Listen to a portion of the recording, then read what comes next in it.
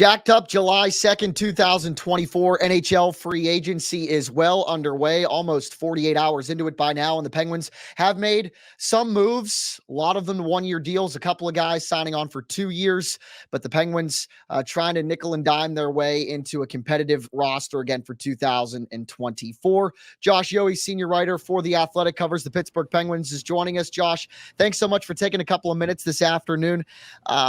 9 guys I count right now under contract or at least signed in free agency for the Penguins right now, 7 of them to one-year deals.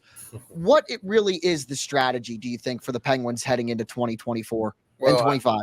I can tell you, Jack, Kyle Dubas is looking long-term right now. I don't think Kyle Dubas thinks this team is anywhere close to being a Stanley Cup contender. So what does that mean?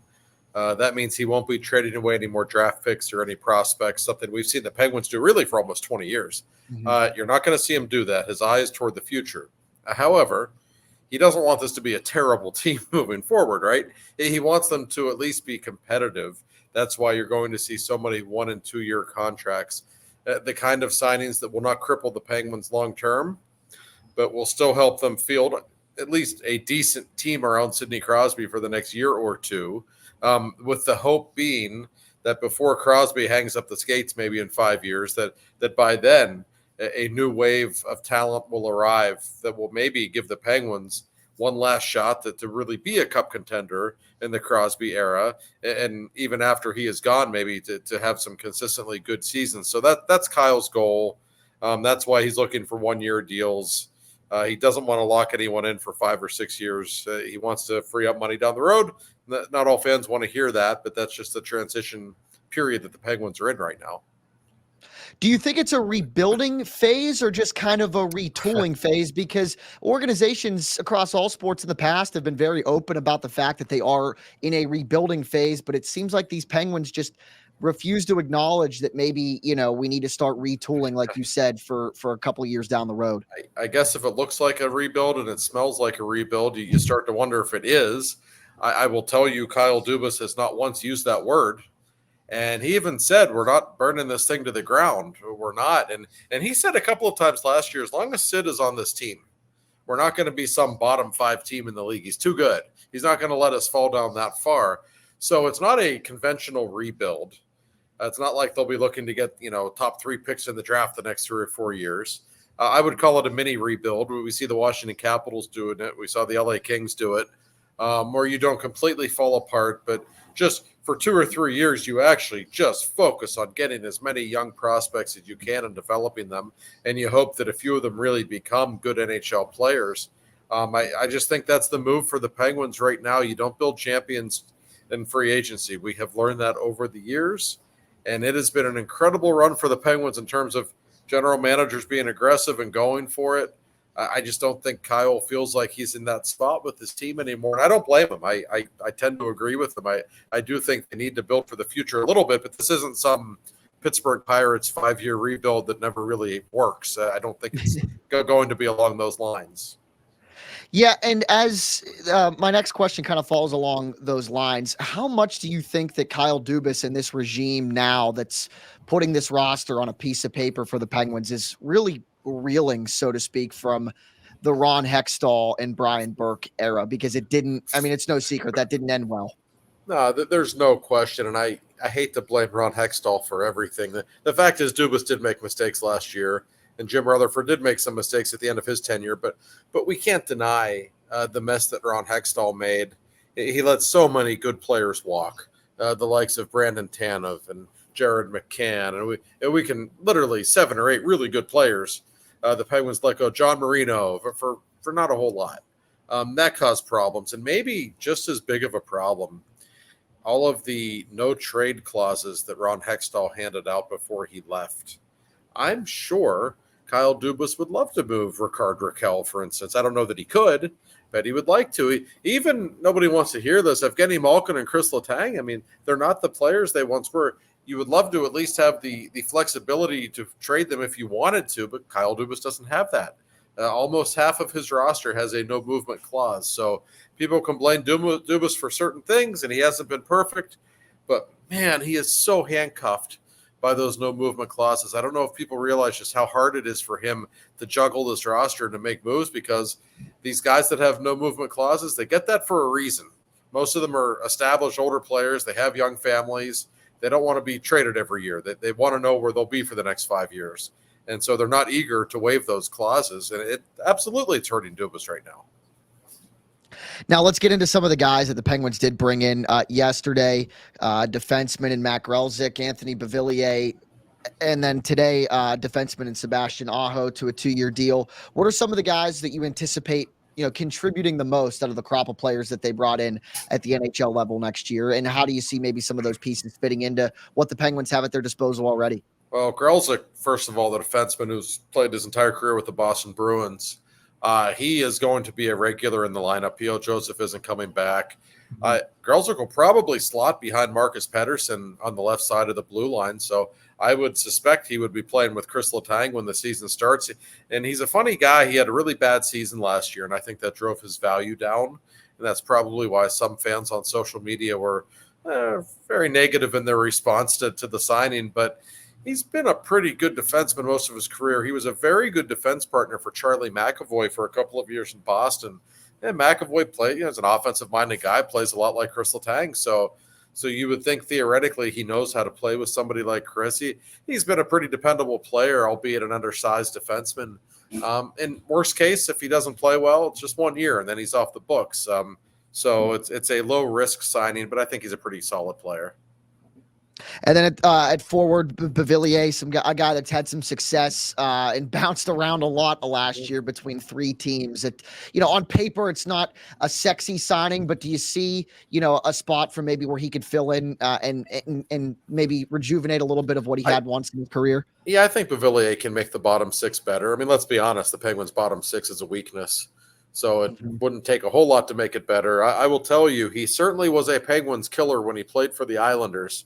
A lot of Penguins fans know that name from playoff series against the Islanders when he had a lot of success. He was such of a pest. He has a pretty good skill level for a bottom 6 guy. The guy can play. For whatever reason, the last couple of seasons haven't gone that well for him since he left Long Island. But again, 1-year deal, low risk. But I actually like this signing. I know Kyle Dubas likes this player a lot. He can play wing or center in your bottom 6. He's just pretty dependable player. I would imagine he will be on the opening night roster. And admittedly, it's hard to keep track of every team's free agent when they hit the market this time of year. So when I happened to be scrolling on Twitter earlier today and I saw that the Penguins signed Sebastian Aho, I had to do a double take because it's not the one that scored nearly 90 points in Carolina last year. 2-year deal, 9 points in 58 games last year for the Islanders. Is that another guy that could maybe fill out a third pairing potentially on defense next year? Yeah, they got the wrong Sebastian Aho. There's no doubt about that. Yeah, he's a depth guy. I think he's a good number 7 defenseman, one of those types. It's kind of weird when you look at the Penguins roster. They still have the star power, right? You still have Crosby and Malkin and Carlson and Letang, and Brian Rust has become such a great player. And then you have a bunch of guys who are good number 6 or 7 defensemen like Aho. And they literally have 3 or 4 number 4 centers right now, with Lars Eller and some of the moves that they've made, the Hayes trade that they have. So they have a lot of guys who can really play at the top of the lineup and a ton of depth at the bottom of the lineup. It's that area in between the third line, the second and third pairings, those kinds of areas where I still think this lineup is pretty flawed, but they do at least have some legitimate depth with NHL players, and there is something to be said for that. As we sit here now, what's the cap situation like, ballpark figure, and what else potentially could the Penguins do to add to this roster as free agency moves along? I know I saw Vladimir Tarasenko's name thrown out there. Yeah. So you reported that an offer potentially was made to him. Where does that stand? Yeah, I mean, the Penguins cap situation is not great. They only have in the ballpark of, I think, $3.5 million under the cap at this very moment after the Aho signing. I was told this morning that the Penguins did indeed make an offer to Vladimir Tarasenko, who is, of course, not a restricted free agent, just won the Cup in Florida last week. I know other teams are interested in Tarasenko. I have to think other teams would probably spend more money because they have more money to get him. That said, I know Tarasenko would probably love to play with Crosby. He's buddies with Evgeny Malkin, so we have to take that into consideration. I think he'd be a great addition. He's not the player he was 5 years ago, but he's still a legitimate 25-goal scorer, a guy who obviously knows a thing or two about winning. He also won the Cup in St. Louis in 2019. So I know they like him. I know that ideally they would like to find a left wing for Sidney Crosby. They're okay with Drew O'Connor being there to start the season. He was really good in the last month of the season on Crosby's left wing. Ideally, they want to build a third line around O'Connor, though.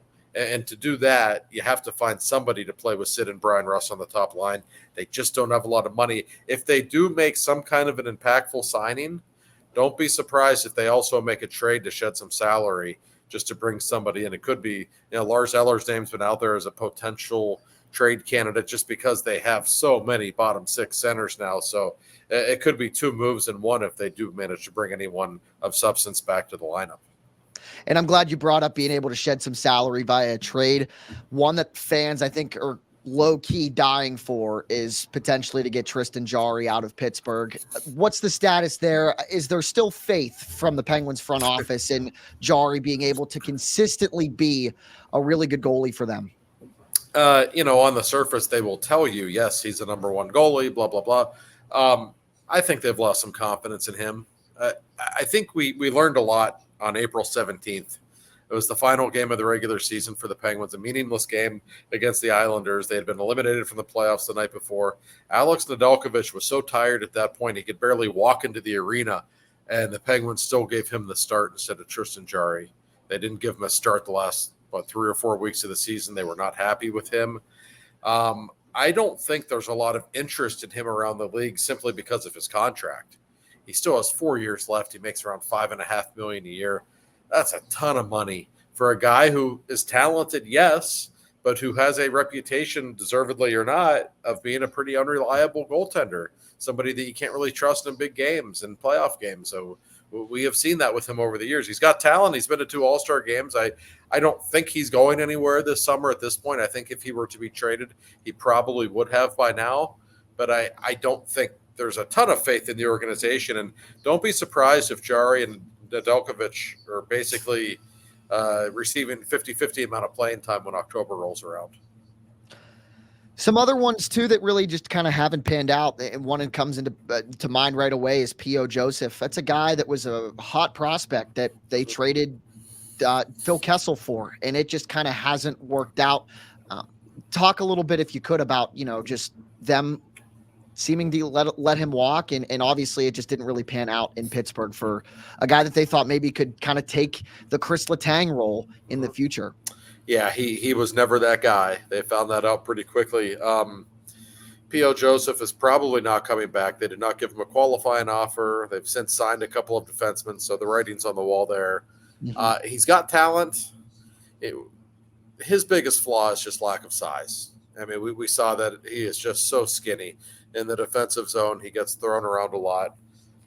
But you can live with that if that player is providing some offense on the other end of the rink. And that, to me, was the biggest issue with him. We know he has talent. He can really skate. He's got a good pair of hands. But P.O., for whatever reason, never really became an offensive-minded player. He never gave the Penguins any kind of offensive edge from the blue line. So when you add that all up, his career in Pittsburgh was something of a disappointment. I have no doubt somebody will sign him and give him a look. He's a great kid. He's got talent, but and he, by the way, played pretty well with Chris Letang down the stretch. It was probably the best hockey we saw P.O. Joseph play. But he just wasn't in their long-term plans. And given his body of work, I think that's understandable. And more short-term than long-term, just given his age, Sidney Crosby is due for an extension soon.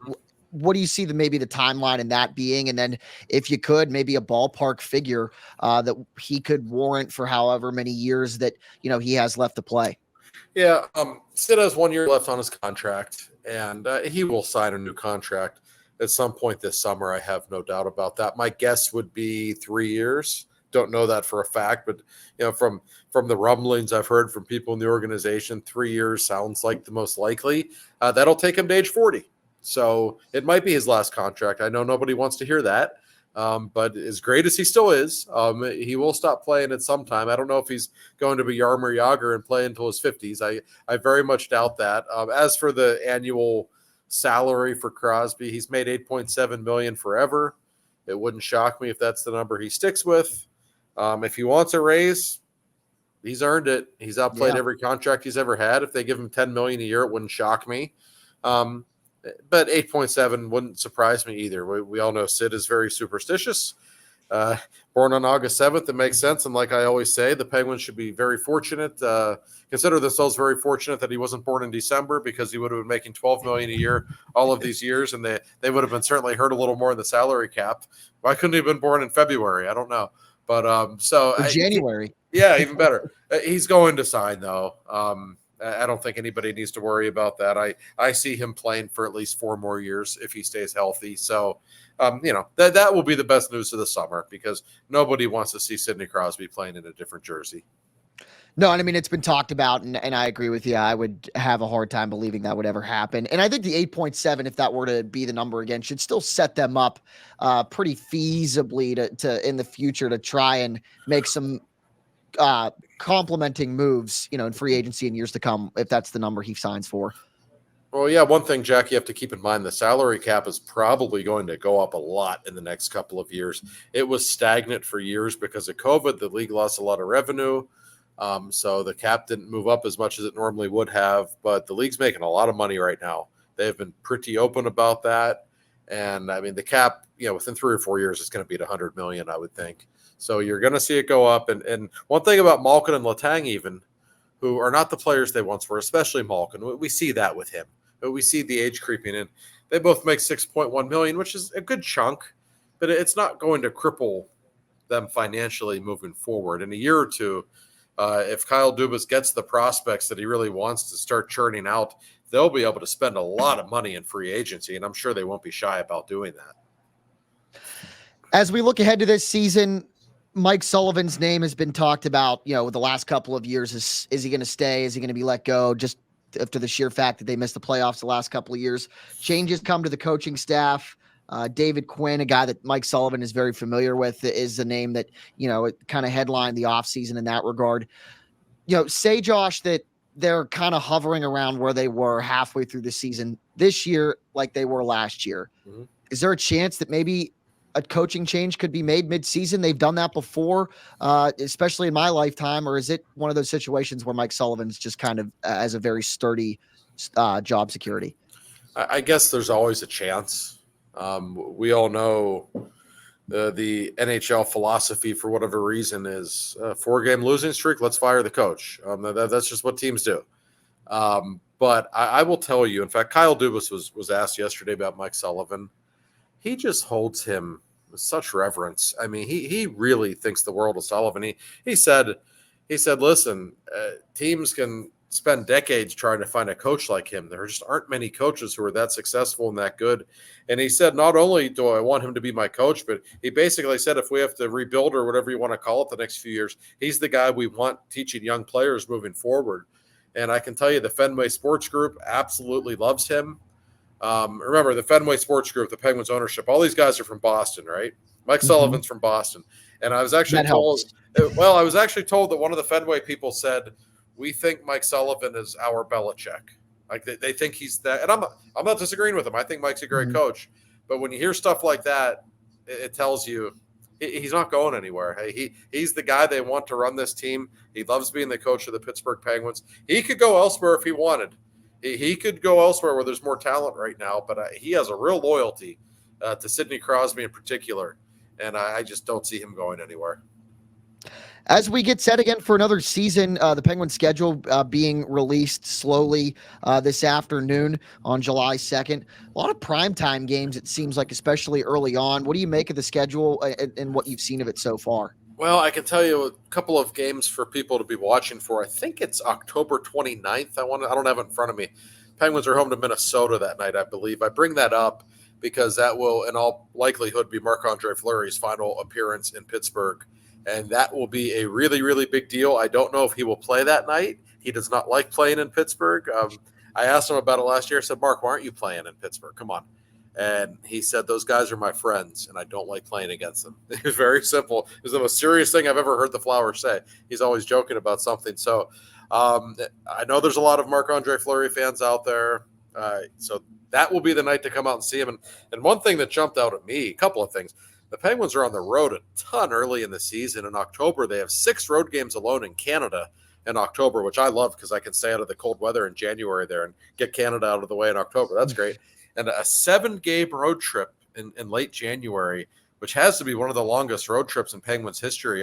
All the years I've been covering the team, I don't recall one that long. And of note, that road trip, the final of the 7 games, will be the Penguins' first ever game in Utah. So that will be something to see, quite a scene. I'm sure it's always cool, and they play in a building they've never played in before. You just don't see it very often. So a lot of nasty road trips in October and January. But the schedule's a schedule. You always have to play the same teams. And Amazon Prime getting some games on Monday nights. Is that? Yeah. I admittedly, right before we hopped on with you, I had to read up a little bit about it. Is that just a Canadian only thing, or is that something that where American viewers will be able to see it on Prime as well? I think it might be just Canadian, though I'm not sure. And I think we're all aware of how much money Mr. Bezos has. So Amazon is going to, we've seen them make inroads into the NFL in a very big way. And now we're starting to see it in hockey. I don't always love it. All the streaming, that we see in different sports, I don't always think it's fair to just, people who have cable, and especially older people who are on a budget. They can't always get to watch all the games. And I know there's a lot of people out there, watching Pirates games and Penguins games and Steelers games is a very important part of their lives. So I'm not a huge fan of it when they do that, but I realize money talks, and I don't think it's going away. And watching games on TV, us out here in the Ohio Valley, we're a majority of a Penguins fan base, but for a sprinkle of us, including our IT guy here at the station, Dell, is a Blue Jackets fan, and Blue Jackets fans will hear Steve Mears call Blue Jackets games on TV this year, and that creates a vacancy for the Penguins radio as well. Yeah, he's going the wrong way on 70 if he's a Columbus fan, I guess. I had known all summer there was a chance that Steve could leave. He was trained to do hockey or trained to do television. He's a TV guy, and he got bumped to the radio booth last year and did a very good job. Just really talented guy. I always say he's got the $1 million pipes, and he knows the game of hockey so well. And I'm really happy he's back on TV in Columbus. And I will tell you this, I'm born and raised in Pittsburgh, but I go to all the arenas, all the cities every year. Been doing this for 15 years, and I think Columbus is such of a great hockey city just waiting to happen. It's a really vibrant young fan base. They're really into the Blue Jackets. If they could ever just put a good product on the ice consistently, I'm telling you that would be a great hockey town. It really would, and I'm happy for Mearsy, and he'll do a good job there. I have no doubt. Yeah, one of my first couple months here at the station, I ventured out to Columbus for a game. They played the Islanders, and my roommate and I, who work at the station together, we wore our Penguin jerseys to the game, and it was Blue Jackets Islanders, and we got looked at very very strangely, but it was a fun night. And you talk about going to arenas, Josh. Before I wrap up, you've been to West Banco Arena for our Wheeling Nailers out here in the Ohio Valley. Talk about that experience. I mean, they had a pretty darn good year last year, making it to the divisional finals in the playoffs before falling to Toledo, but when they had a 12-game winning streak in the middle of the season this year, and those games at West Banco Arena, when they were winning games in a row, were just rowdy as all get out. It was fun to cover. Jack, I am a Wheeling Nailers fan. I will tell you, it was, gosh, I'm dating myself now. During the lockout in the 2012-13 season, the first half of the NHL season didn't take place. The season didn't start until the middle of April, or January rather. I'm happy to say I became a fixture in Wheeling going to Nailers games. I just missed hockey games on a Saturday night. And I was like, Saturday night in October, and there's nothing going on. I'm going to go to Wheeling. And I've been to many games there since.